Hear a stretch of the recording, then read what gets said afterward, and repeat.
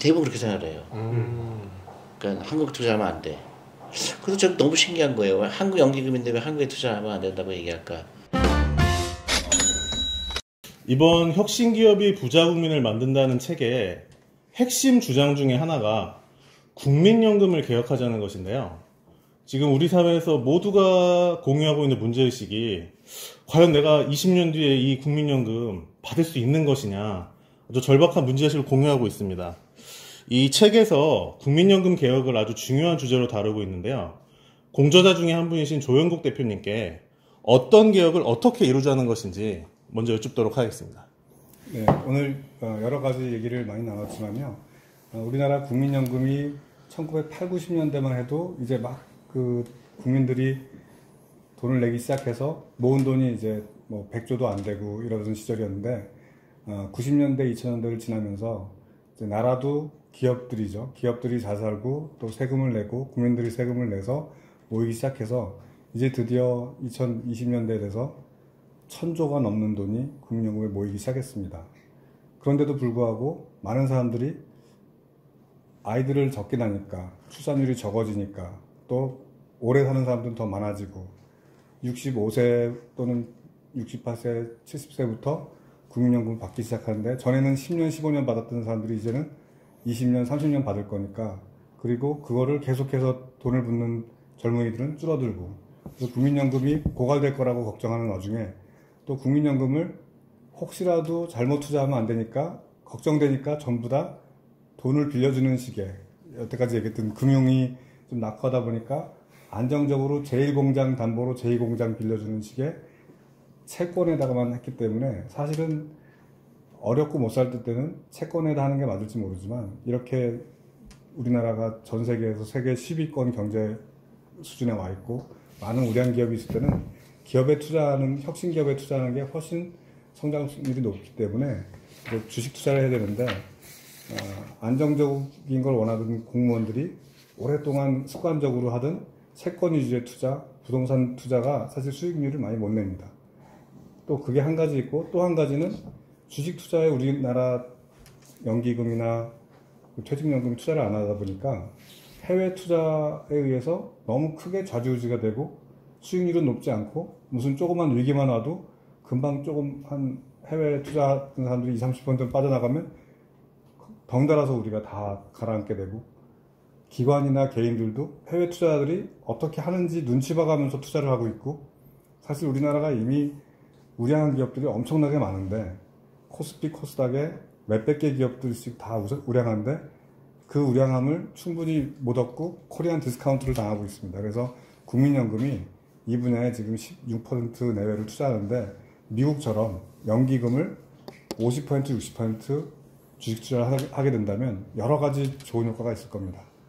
국가 전체적인 금융 시스템이 아주 훌륭해질 거고 우량한 혁신 기업들이 그 많은 투자된 돈 가지고 더욱더 혁신 기술, 혁신 사업에 투자해서 돈을 많이 벌 거고 고용을 확대할 거고 거기서 또 돈 번 많은 국민들이 세금을 많이 낼 거고 또 국민연금은 또 안정화돼서 기금이 고갈되는 걱정을 안 할 거고 국민연금의 수익성이 올라갈 거고 그래서 이거는 일석삼조, 4조의 아주 좋은 이펙트가 있을 거기 때문에 국민연금의 국내 주식 투자는 무조건 확대를 해야 되는데 단계적으로도 해야겠지만 지금 시기에는 조금 공격적으로 해도 충분히 국가 전반적으로 수준도 높아졌고 그 다음에 각 개별 기업들도 수준이 높아졌기 때문에 대기업, 중견기업, 중소기업 또는 상장을 아직 하지 않았지만 우량하다고 증명이 되어 있는 비상장, 상장 준비기업 또는 그보다 더 앞에 있는 벤처기업들에도 충분히 투자할 수 있고요.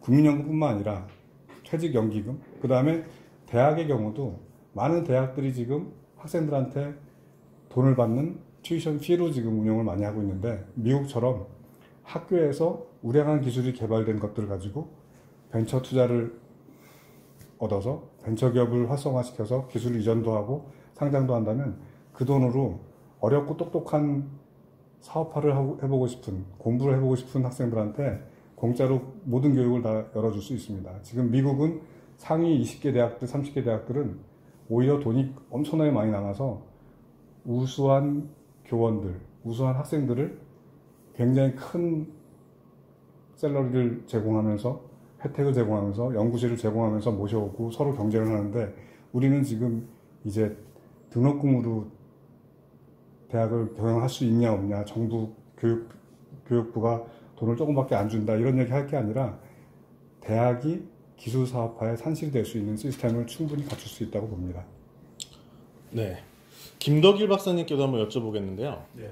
이 책에서 말하고 있는 국민연금의 핵심적 개혁사항이 무엇입니까? 국민연금의 핵심 개혁사항은 일단 지금 조 대표님께서 기술적인 부분을 말씀하셨는데 투자 비중을 바꾸자는 내용이 가장 중요하죠. 왜 그러냐면 해결책은 항상 매 정권 때마다 똑같죠. 부담률을 국민연금이 고갈된다. 부담률을 인상하고 지급률을 낮춰야 된다고 하는데 그것이 과연 어떤 정치적, 사회적 타협이 이루어질 수 있을지 또 세대적인 갈등이 일어나고 있는데 엄청난 시간과 비용이 생길 거라 생각합니다. 그런 부분에서 오히려 기술적으로 이 연기금 투자의 어떤 그 비중을 국내 주식 투자로 바꾼다는 측면이 훨씬 더 저는 효율적인 방법이라고 생각을 합니다. 네. 상당히 그러니까 해결되기 힘든 문제죠. 현재까지 논쟁은 부담률 인상, 지급률 인하라고 하는 어떤 평행선을 달리고 있는데 그런 부분보다는 어떤 투자의 포트폴리오의 변화를 통해서 충분히 고갈 문제 해결이 가능하다. 그리고 그것이 우리 국내 혁신 기업이 탄생하는데 마중물이 될 수 있다. 저는 그렇게 생각합니다. 네. 이 존리 대표님께서는 국민연금이 국내 주식의 투자 비중을 높여야 한다. 그리고 인덱스 펀드와 연동을 해서 국민 스스로 투자를 선택할 수 있게 만들어야 한다는 이 책의 주장에 대해서 어떤 생각을 가지고 계신지 혹시 비판받아야 될 점은 없는지 여쭤보고 싶습니다. 저는 이제 그 국민연금이 하는 역할이 여러 가지가 있잖아요. 이제 아주 기본적인 이제 우리 국민들이 은퇴했을 때 기본적인 그 생활수단을 쓰게 도와주는 거. 그다음에 또 하나 큰 게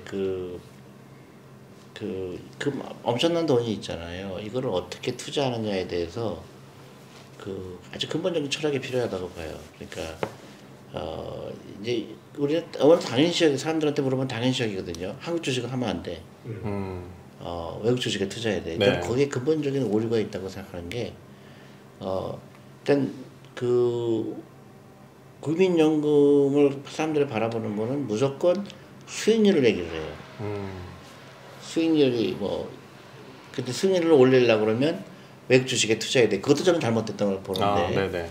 어쨌든 그런 다양성이 없는 그런 잘못된 판단을 하고 있고. 그러니까 계속 한국 주식을 줄인다 그러고.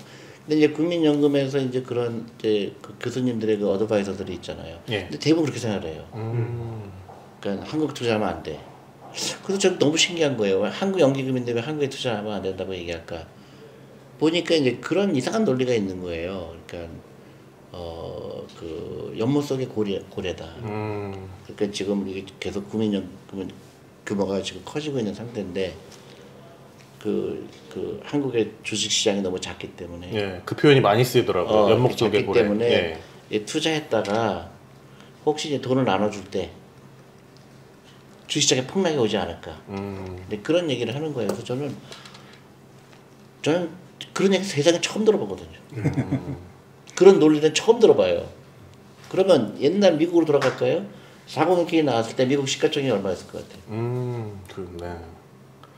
그래서 미국에서 자금이 들어오는 거 어떻게 해요? 새로운 기업이 나오고 시가총액이 커지게 되고 바다가 커지잖아요. 전체 시장이 커지는 거죠. 당연하죠. 엄청나게. 근데 왜 그런 얘기를 안 할까? 왜 한국의 연못을 놔둘까? 이거를 강으로 만들면 되잖아요. 대양으로 아예. 그럼 예. 대양으로 만들면 되죠. 그러니까 아직도 주식 투자를 디맨드 앤 서플라이로 보는 거예요. 네네. 어떤 새로운 기업의 시가총액이 늘어나게 되고 새로운 기업이 나오게 하는 거를 그 생각을 안 하는 거예요. 그게 저는 굉장히 안타까워요. 우리는 왜 그렇게 잘못된 생각을 하고 있을까? 그러니까 미국의 대학교 랭킹이 나오잖아. 하버드, 예일 뭐 이러잖아요. 그 랭킹이 뭐하고 똑같으냐면요. 인다먼트 그 돈의 금액하고 똑같아요. 그래서 하버드의 인다먼트는 만약에 몇십 조다. 그리고 예일은 그보다 좀 작아요. 또 프린스턴 좀 작고. 결국은 돈이 그 학교를 좋게 만드는 거예요. 그러니까 기업도 마찬가지고, 근데 사실은 제가 이제 옛날에 코리아 펀드 운영할 때 여러분들 잘 모르실 거예요. 옛날에 국민연금이 주식 투자하는 거 금지된 적이 있어요. 네. 위험하다는. 네. 네. 저는 알아요. 그죠? 네. 그게 불과 얼마 안 돼요. 네. 근데 지금도 위험 자산에 투자하지 마라. 그렇지. 그게 어떻게 위험 자산이야? 그게 위험 자산이라는 말 자체도 잘못된 거예요. 리스크 에셋이 아니고, 그러니까 미국에 있는 리스크 에셋이 아니라 이거는 변동성이 높은 것뿐이지. 네. 근데 한국 기업에 당연히 투자가 돼야 돼요. 그래서 새로운 기업이 나오게 하는 발판을 만들어줘야지. 왜 외국에 있는 회사에 투자하는 거는, 예를 들어 우리가 이제 인프라스트럭처에 투자한다. 그럼 한국 다리를 만들어 투자한다. 그래서 만약에 뭐 다리 만드는 거 투자해서 한 달, 1년에 뭐 5% 번다. 한국에서 버는 게 낫죠. 미국에서 보면 미국에 그 다리 지어주고 다 그런 간접적인 효과를 볼 수가 없잖아요. 그러니까 우리가 이 국민연금 역할은 돈도 버는 것도 중요하고, 그 다음에 돈 버는 건 버는 게 아니다. 예.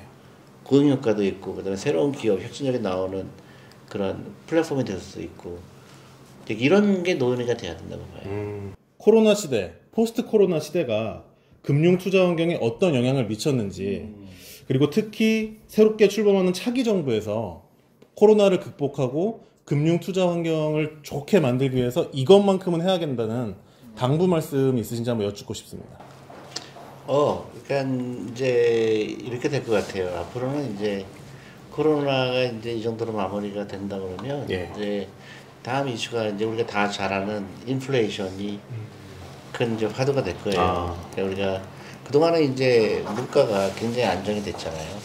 그래서 그 물가가 안정이 된 이유 중에 가장 큰 게 중국이란 나라, 그다음에 임금이 굉장히 낮았기 때문에 물가가 올라가는 거를 중국의 값싼 노동력이 커버를 했죠.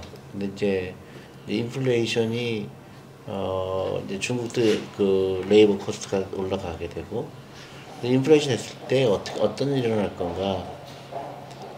이 주식에 투자하는 거에 훨씬 더 필요성이 이제 늘어났죠. 왜냐하면 네.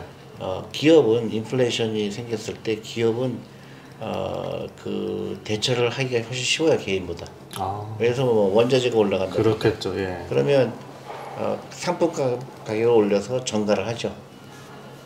근데 개인은 정가할 데가 없어요. 그렇죠. 네. 그래서 주식에 더 그 현금을 갖고 있는 게 굉장히 이제 점점 더 안 좋은 시대가 왔죠. 그래서 이제 투자의 필요성이 더 늘어났다. 그리고 그 말씀하신 대로 이제 네. 그런 제도적으로는 대한민국에 지금 가장 시급하게 해야 될 거는 금융산업을 어떻게 할 거냐, 퇴직연금 제도를 어떻게 바꿀 거냐, 그런 좀 심도 깊은 의논이 돼야 되는데 한국은 굉장히 그 감정적으로 대부분 다뤄요. 그러니까 어떤 그런 어떤 수준이 높은 디베이트가 없어요. 그래서 국민연금은 해외에 투자해야 된다. 그럼 끝이야. 네. 맞습니다. 그래서 그리고 왜 그렇게 해야 되느냐, 그런 거에 대한 그리고 그렇지 않은 거에 대한 그런 디베이트가 별로 없어요. 왜냐하면 그렇게 해야 좋은 방향으로 가는데, 잘못된 그 관습이 그대로 하죠. 그러니까 이제 이런 게 많이 변했죠. 옛날에는 주식하면 안 된다 그랬다가 지금 주식하는 거 네. 좋게 바뀌었는데, 지금도 너무 이제 대부분 단타를 하긴 하지만, 근데 이제 좀 더 빨리 한국의 금융산업이 발전하려면 퇴직연금 제도를 손을 봐야 되고, 국민연금보다 훨씬 더 시급한 게 퇴직연금이에요. 그렇게 보시는군요. 왜냐하면 직접 영향이 있거든요. 그 직장인들의. 그리고 이제 국민연금도 저는 한국 주식에 더 투자했어요. 그리고 이런 뭐라 그럴까, 이런 디베이트가 막 활성화가 돼야 돼요. 그래서 미국은 어떻게 하고 있느냐, 일본은 어떻게 하고 있느냐. 그래서 사람들이 이제 이 금융이 나하고 어떤 관계가 있구나 하는 거를 이제 나름대로 생각할 수 있는 기회가 돼야 되는 거죠. 네. 이 포스트 코로나 시대에 인플레이션으로 인해서 오히려 주식 투자에 대한 요구가 더 높아질 것이다라는 예측 잘 들었고요. 국민연금 개혁만큼 시급한 퇴직연금 개혁 문제, 그리고 이 문제를 절대 감정적으로 대응해서는 안 된다. 그리고 이를 위해 높은 수준의 공적 담론이 있어야 된다. 이 말씀을 해주셨습니다.